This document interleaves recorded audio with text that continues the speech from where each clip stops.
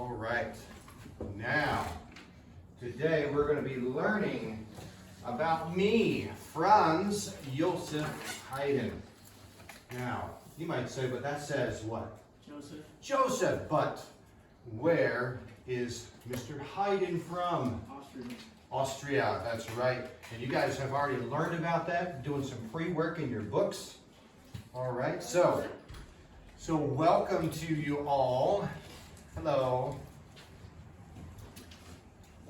And there's some benches around here too if you want, or you can sit on the floor, whatever you prefer.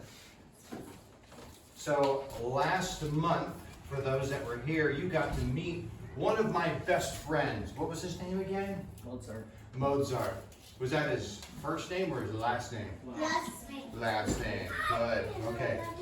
So you might have noticed that Mr. Mozart and I buy our wigs from the same place, right? Yep, we buy our white wigs from the same store. I was born in 1732. Do you know of someone else that was born in 1732? Someone very famous. Do you know who it was? Mozart? Not Mozart. George No. Washington. Beethoven. No, it was George Washington. Yeah, And if you have seen pictures of George Washington, he looks a lot like me, right? Because we buy our wigs from the same store. Right, okay. They're all white. All right. So I have written over 1,000 songs, and just too numerous to count. And I believe that some of our students here may also be playing some of my music today for me as well. I think Mr. John Villar might be playing a piece for us, right? Emperor's song or hymn, right? So he's got that ready to go. I'm also going to be playing that in a little while afterwards with the cello. So I'll be playing that with the piano. You'll see in just a little bit. Kind of looks like a really big guitar.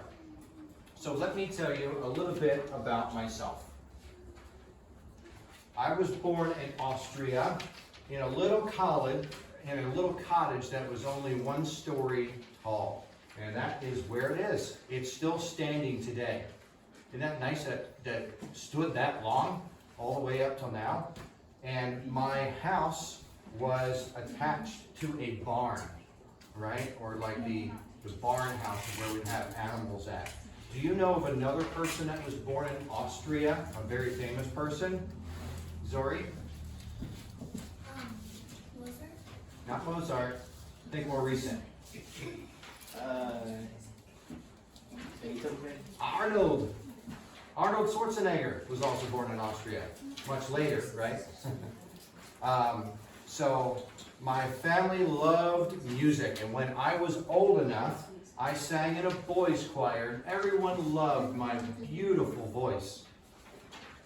In a neighboring town of Heinberg, there was a man named Frank, who was a schoolmaster. So back in those times, he was like a principal. He was in charge of the school and making sure everybody got their education. And he used to visit my family, and he played an instrument for me. What do you think he played? Not a cello. Harpsichord. No, he played a violin. Yes, he would play that violin for us, and I loved it. I just loved the sound of the violin. So I began to watch him very closely, and soon I was also playing the violin, but I was playing a fake violin. And I would play that fake violin while my family would sing some songs, and I would play along with them with like a fake stick, right? And look like I was playing a violin. And one day while I was doing this Mr. Frank, he was walking up the street and he saw me doing that. And he could tell that I was very fond of music. He could tell I really liked music. And he had a long talk with my mom and my dad.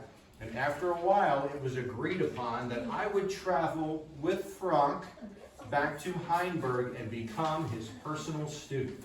So I would go to school there, and I would also learn all about music and learn how to play music. So in those days, when you went to school, you had to work very hard. So later, when I was an old man, I was quoted saying that I was very grateful for Frank for all the discipline that he gave me and the things that he taught me. He taught me how to work hard, but I must say I got more floggings or spankings than food, right? So what do you think? Was I a good boy when I was younger?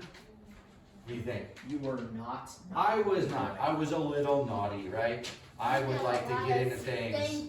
I got a lot of spankings, right? Yes. So when I was 6 years old, I would stand up nice and tall, and I would sing special music for church, and even play a little bit on the piano and the violin. So when I was 6, I would learn the piano and the violin, both at the same time. One time, they needed help with someone to play the drums, right? So you remember like the big drum you would like put on the front of you and you bang the drum, right? The only problem was I was a little too small to carry the thing because it weighed a lot. And Frank said, I know that you can play it, so he taught me how to play the drum, and I had someone else carry the drum for me so I could play it. All right? Now, later on, whoops, went too fast. One day, a man was visiting the church where I was singing and liked it so much he invited me to be a choir singer in a huge church of St. Stephen. You can see that on the picture here, right in the middle. That is still standing today. When I was 8 years old, I arrived in a great city of Vienna. So that was much farther away from home than when I was living with Frank in Heinberg. In this new school, I was required to sing. I was continuing to learn the piano and the violin, and then I had to do all of my regular schoolwork too, which included learning about religion, writing, reading, arithmetic, and I had to learn another language. In those days, we would have to learn Latin, okay? So I was doing all of that. You think I was very busy? Probably so, right? Did it keep me out of trouble? No. Okay. So, I was a very busy musician, but that did not keep me from having fun. One day, I sang at the Royal Palace, and after singing, I noticed that there was scaffolding all the way around the building. Have you ever seen that before? Where they're fixing a building and they put all of these metal pipes and things around it so that people on the outside can like repair the brick, or maybe they're painting it. You ever seen that before? Okay. Well, I saw that all the way around this big palace, and I decided to climb all the way up to the top. And I went all the way up to the top of it, but I was caught by an empress that was watching me. She's kind of like a princess, and she saw me doing that. And she told everyone that I was a blockhead and I needed a spanking. Okay? Basically saying, you're being dumb, right? 5 years after I entered into this new school, my brother joined me in the choir. Can you go ahead? Can you go ahead and have a seat? Oh, don't put your feet on that, please. Okay. So 5 years after I entered this new school, my brother joined me in the choir. It was just about this time that my voice began to change. And my voice didn't sound so nice and pretty like it did before, right? So before I could hit the really high notes, but now I couldn't. My voice was cracking, okay? But somebody heard me. The Empress. Remember the Empress that told me that I was a blockhead? Well, she said she heard my voice, and she said that my singing sounded more like a rooster crowing than singing. What does a rooster crowing sound like? Lydia, what does it sound like? Yeah, like that. That doesn't sound very nice for singing, does it? All right, so the choir master heard this, and he took the hint that maybe I shouldn't be in the choir anymore, so he decided to dismiss me from the choir. But before I could leave, I looked around and I was like, I'm going to have some fun. So I cut the pigtail off of one of the other choir members with some scissors. I found some scissors and chopped some of his hair off, like this. Chopped it right off. All right. One of my famous pieces is called the Surprise Symphony. Have you guys heard that one before? No. Okay.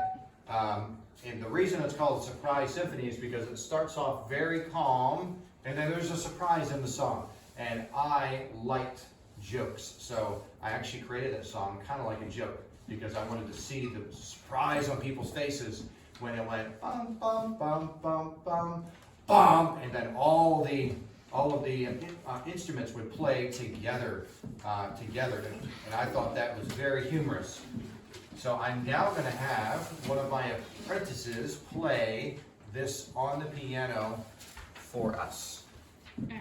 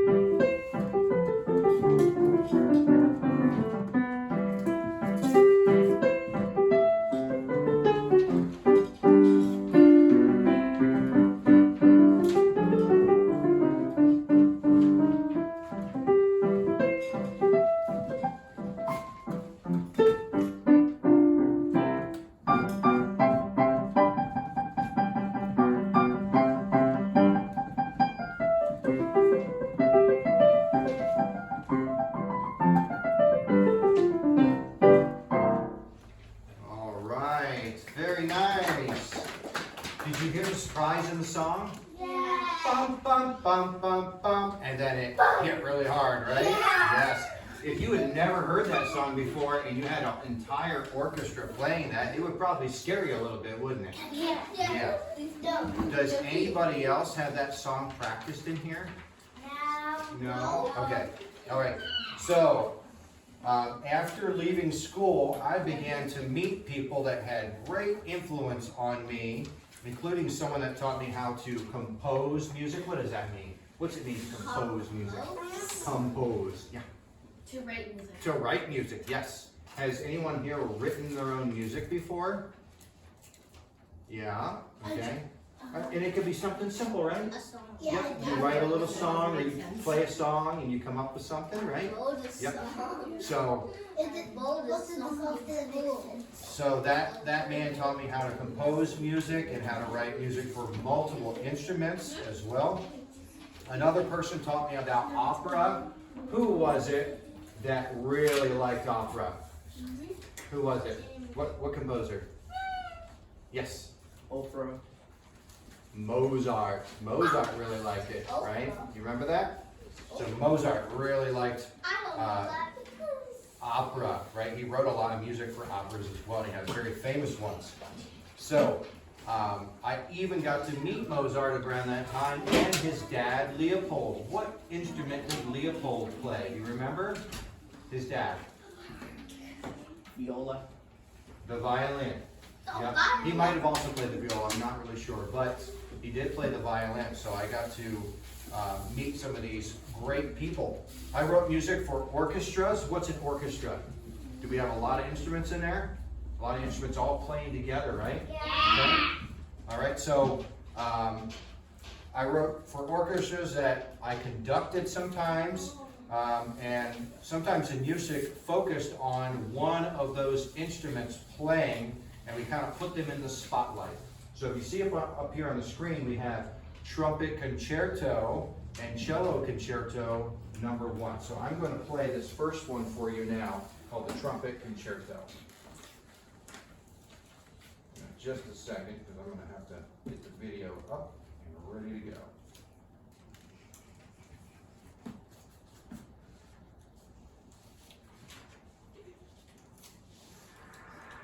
Here now, John Williams and soloist Wynton Marsalis for the Haydn Trumpet Concerto.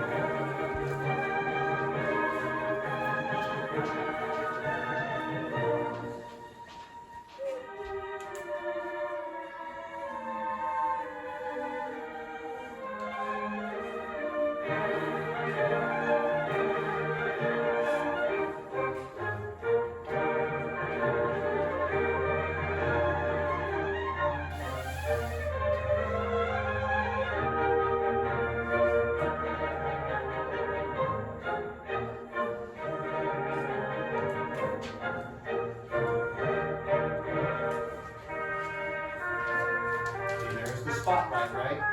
Spotlight on the trumpet.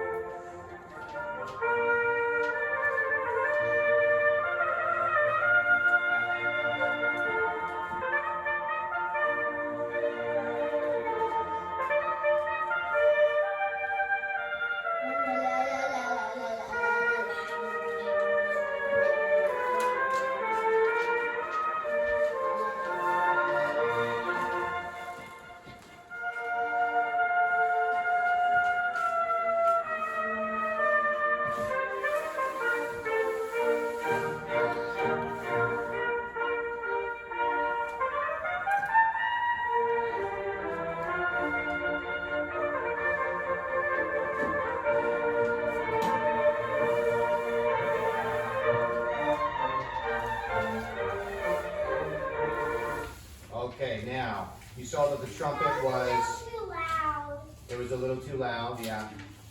So did you see some different instruments in there besides the trumpet? Yeah. What kind of instruments did you see playing? Violin. Cellos, double bass. Cellos, double bass. Did you see the big double bass? He was holding it up, and he was going like this with his bow. He wasn't going like this, like you normally see like a violin bowing, but he was going like this, right? You know why? He has to put a lot of pressure into it, strength to be able to play the big strings, okay? All right, what else did you see? You see some people blowing in instruments? What other instruments did you see? Flute. The flute, yep. We saw, I think, an oboe on there, Why is they trumpet? you got more trumpets, clarinets, there's lots of different instruments, right? So that is a big orchestra, right? Where all those instruments are playing together. Next, I'm going to show you the Cello Concerto number 1.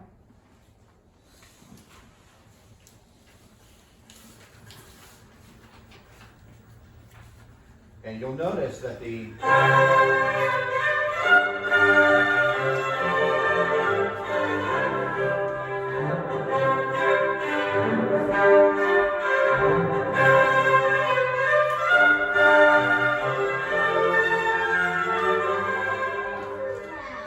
is that better? Yeah. Okay.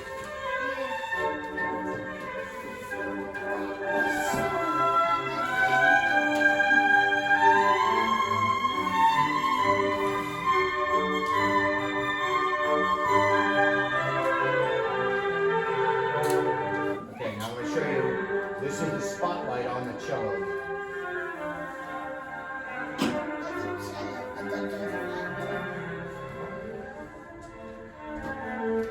That's a cello.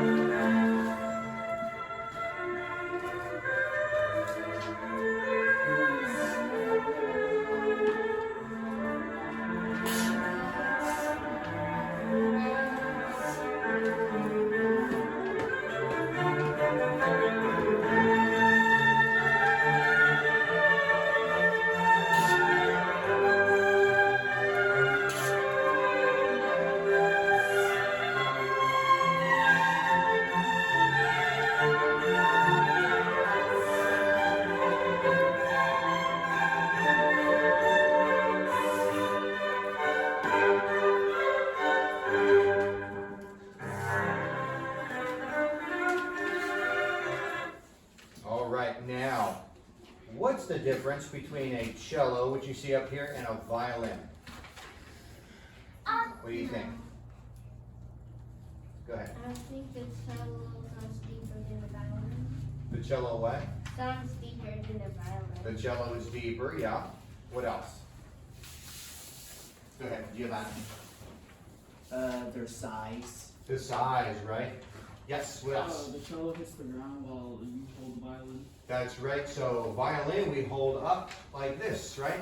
We tuck it underneath our chin and we're playing across like this. The cello is resting on the floor with a spike on the floor, right? And then we hold it in between our legs to kind of steady it, and then we bow across like that, right? So they're going to be a lower sound because they have longer strings, right? Longer strings means a lower vibration, a lower frequency, okay? Just like if I play on the piano and I hit a high note, that's going to be a high frequency. And that would be a very small string that is vibrating. If I hit lower on the piano, that's going to be a much longer, lower string, okay? So here's a good example. Yes? The strings, like, there's a hole in the middle too, and on the cello, there's no, and the strings like go up, and there's like a little bump on the one. Yep, and I'll show you that in just a little while because I'll be playing that for you. In fact, it's one of the, I'll be playing one of the last songs he ever played too, okay? So, so we see many different instruments. If we see a bigger instrument, a lot of times the bigger the instrument is, the lower it can make a sound, right? Can you think of like one of those, like a tuba, right? Very big, it's a low sound, right? Okay. Right, next I'm going to have my apprentice play another song for you. This is one of those German songs, and she's going to play that for you. In fact, all of you have a piece of that music in front of you right now. All right? So I think one side has the Surprise Symphony, and the other side is the song that she's going to play now. So you can look at all of that score. Yeah. Are you ready to play that?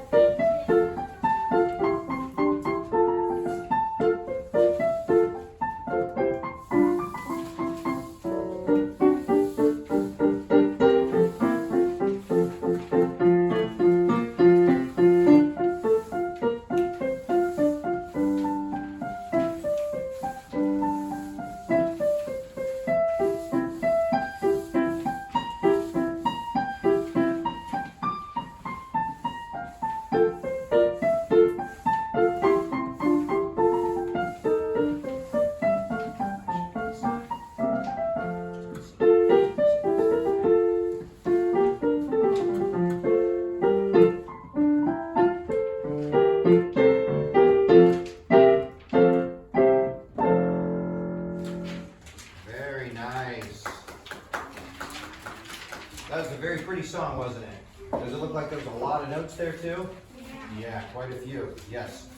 All right, so later on in my life, I was asked to become the music director for a very famous man. He lived in this house. It looks like a pretty nice house, doesn't it? Yeah. Looks like gold on the outside, right? It looks like a man. Yes, it does look like a mansion. Yep. So I accepted that opportunity to be able to be his music director. And this gave me a great opportunity to do some wonderful musical things. This man had his own orchestra. He had his own orchestra right there in the house. And I got to direct that orchestra. I got to compose all sorts of music for this orchestra too, so I would write music for all those different instruments. You think if you were just writing music for one instrument, that's pretty hard, right? Especially like what you just see there. You see all those notes on that paper for what she just played. Think about writing that for a whole bunch of different instruments, right? And having them all sync up together and sound nice together. So I got to compose all that type of thing. Because of my fame and all the music that I was creating, I was invited to go to many different places and play special music for people. And this gave me the opportunity to go and visit Europe twice. The night before I left Vienna, I had dinner with Mozart. We sat down and had dinner. We had some good pizza. No. Pizza's my favorite food. So I had dinner with Mozart. Mozart told me not to travel. He said, because you're too old and you don't know enough languages to be able to travel through all these different countries. And I replied to Mozart, but I know one language that is known around the world, and that is the language of music. That's right. So I was known as the father of string quartets, and I wrote a lot of music for stringed instruments. And I'm going to play now for you a sample of one called the Lark. So this is stringed instruments. It's called a quartet. What does the word quartet mean? Four of something, right?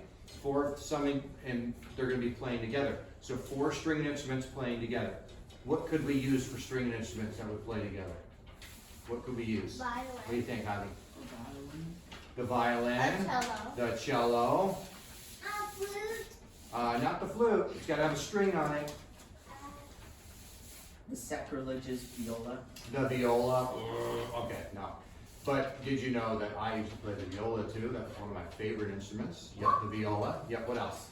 A guitar. Well, we sure could. We could play with a guitar too. How about a harp? We'd use a harp, Yeah. right? Yeah. Because that would be a string quartet because it's string instruments. Usually it's going to be a couple of violins and a viola and a cello. That would be very common. But I'm going to now play one called the Lark for you. Right afterwards, Giovanni, do you have the Surprise Symphony ready to go? Okay, great. Because he's going to play that for us as well. So listen to the Lark. I'm going to go ahead and get it where it needs to be for the song.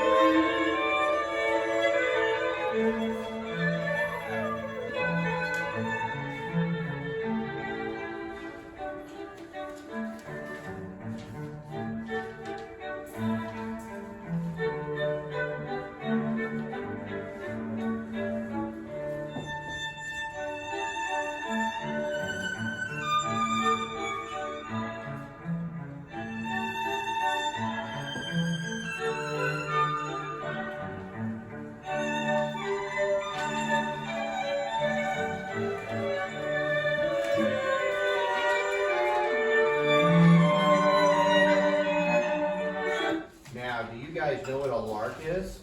No. What's a lark? Anybody know? What's a lark?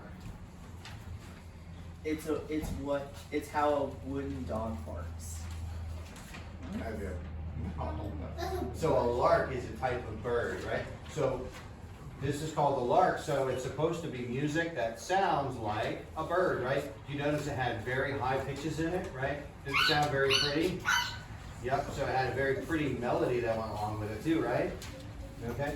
All right, now I'm going to have Giovanni come up and he is going to play the Surprise Symphony for us.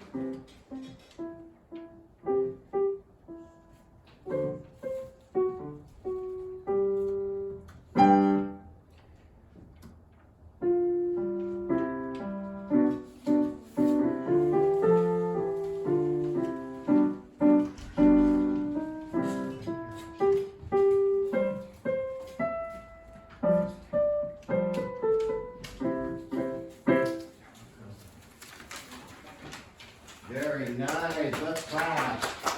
Very nice job. Okay. Next, I'm going to have Jean Delard play his piece for us, and it's called the Emperor's Song. Sometimes it's also called the Emperor's Hymn. I'm going to talk about that in just a little bit. I'm also going to play this on the cello after a while. It is. Let's see.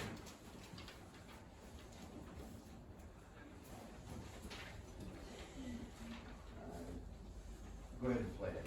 Yeah. Excuse me? Yes. I left on my tooth last night. Yes, you did. It's Emma. Yeah.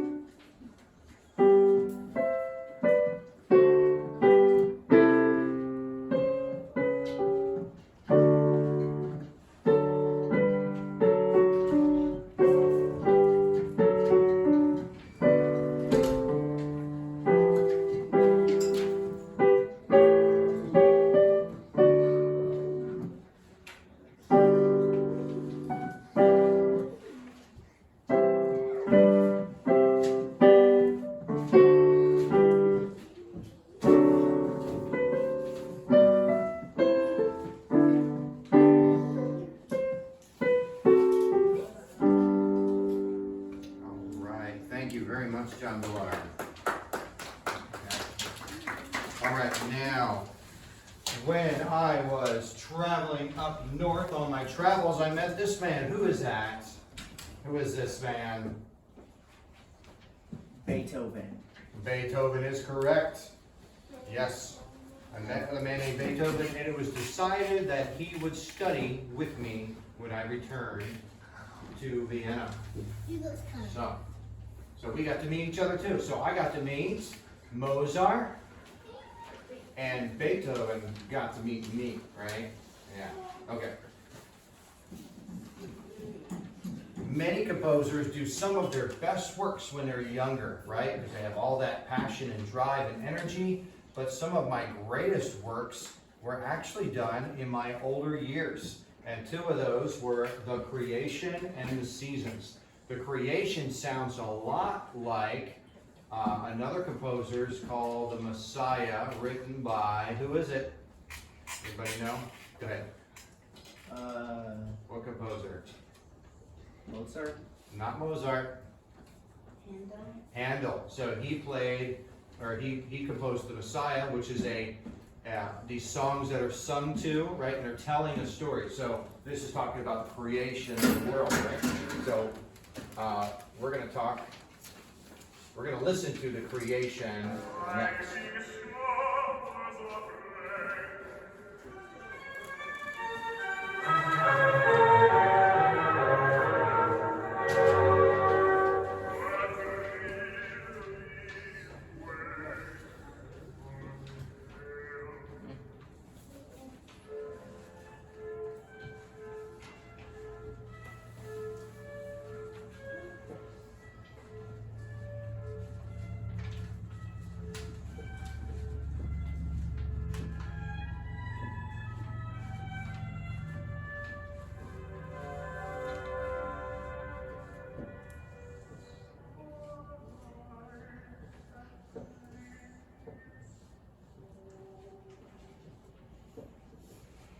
I'm going to play another section of it for you.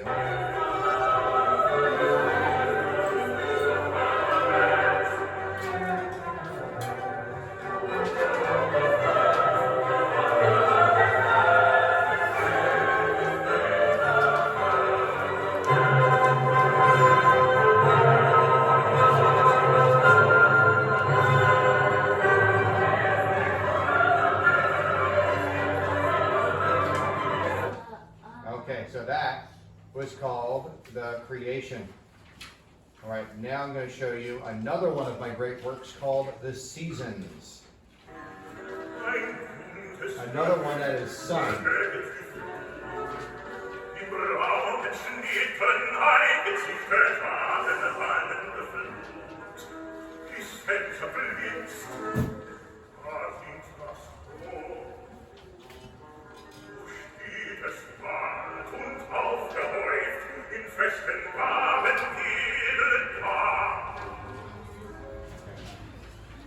All right. So you can see that these are some of those sung songs, right? We see an orchestra, and then we have a whole choir there, right? Yeah. Okay, so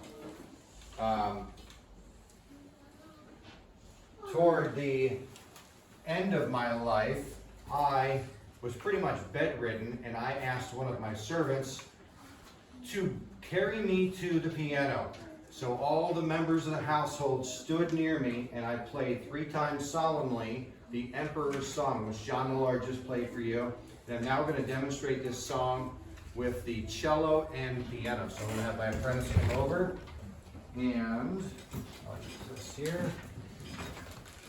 Just got to get my cello set up.